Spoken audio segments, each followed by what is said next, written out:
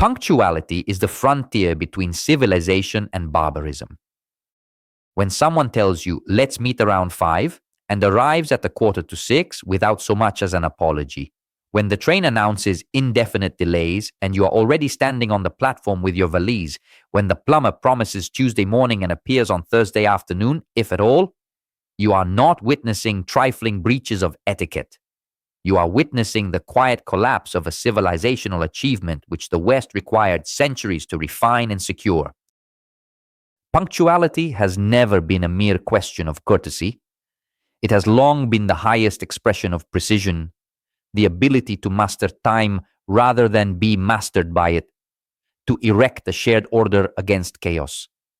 Today we inhabit a West hybridized with 1,000 other cultures, Arab, African, Asian, American, which have never cultivated the same relationship with the clock. And the result is not some splendid enrichment, but a general lowering of standards. The vague appointment, the more or less, the I'll be along shortly, the normalized delay, these are not signs of flexibility or warmth. They are signs of decline. Consider Robinson Crusoe. Daniel Defoe does not merely have him build a hut. He has him construct a calendar. Robinson, alone upon a deserted island, without witnesses, without society, carves notches into wood so as not to lose count of the days. Why? Because without the measurement of time, man deteriorates.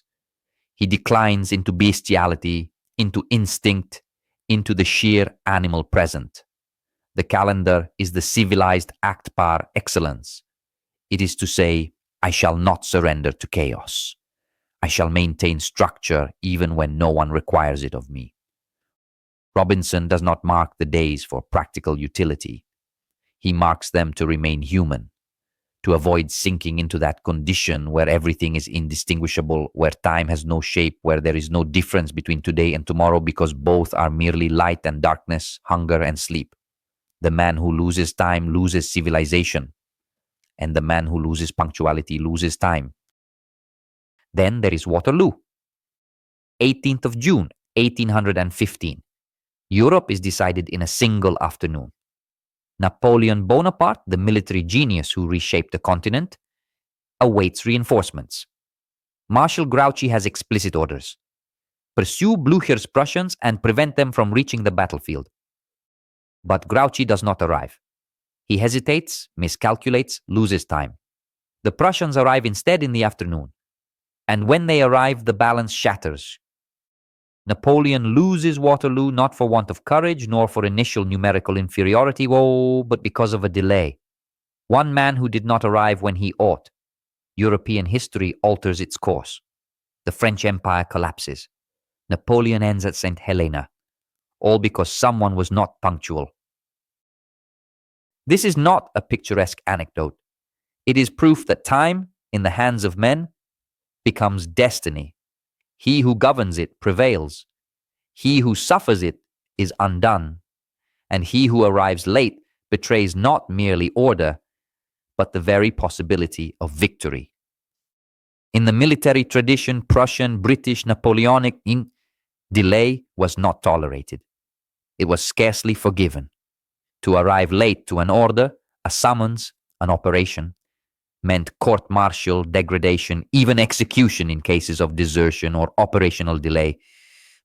Punctuality was discipline. Its violation was treachery against order. This was not severity for its own sake. It was the recognition that in war, as in life, he who arrives late dies or causes others to die. The Prussian army built its strength not solely upon courage, but upon synchrony. Every soldier in his place, every regiment where it must be, every order executed to the appointed minute. That was the machine which dominated Europe for decades. Not sentiment, not good intentions, precision.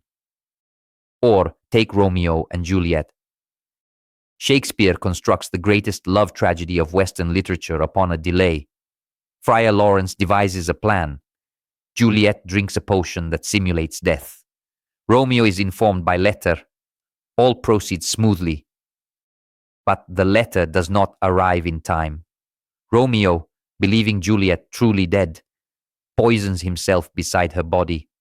She awakens, finds him dead, and kills herself in turn. 2 young lives lost, 2 families shattered, a city stained with blood, all because a letter arrived too late. Perhaps the most famous instance in which the failure of punctuality becomes tragedy. It is not that Romeo lacked intelligence or Juliet restraint. It is that time did not wait. Time never waits. And those who do not respect it are crushed by it. Thomas Mann in The Magic Mountain makes time the true protagonist. Hans Castorp ascends to a Swiss sanatorium for 3 weeks. He remains 7 years. There among the tubercular patients, time dilates, distorts, loses substance. The clocks continue to turn yet signify nothing. The days repeat themselves identically. Bourgeois precision, the pocket watch, the fixed appointment, all dissolves into the mountain mist. And man understands.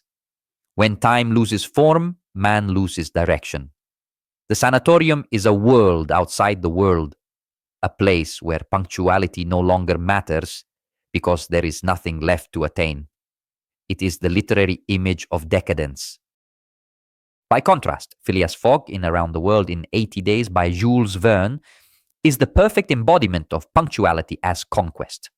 Fogg lives by the clock. Every gesture is calculated, every minute purposeful.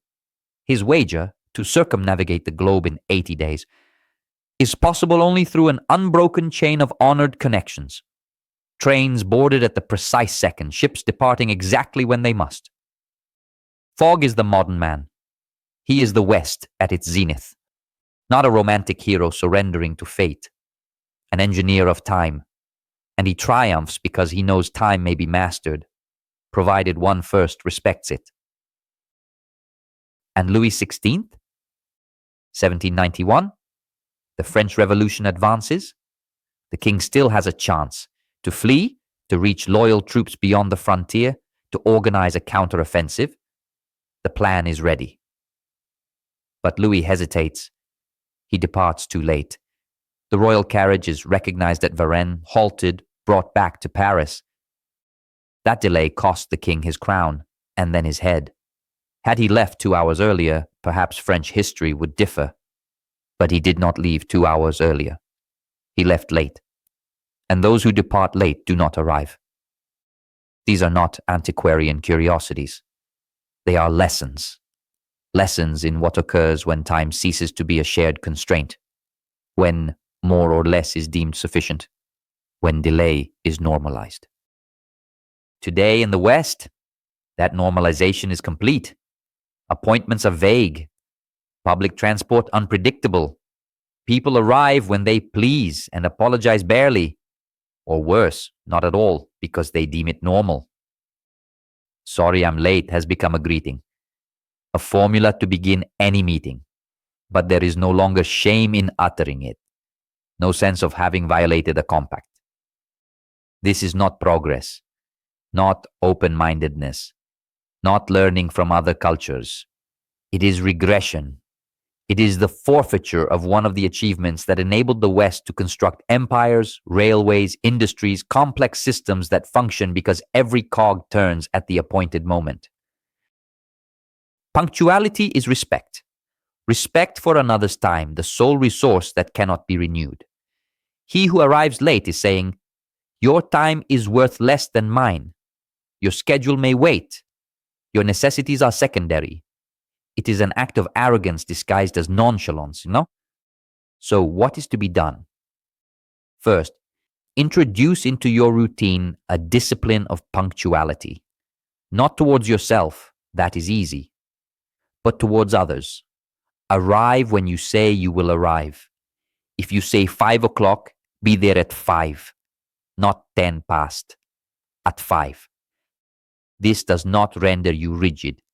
It renders you reliable, a person upon whom one may depend, civilized. Second, require punctuality of others.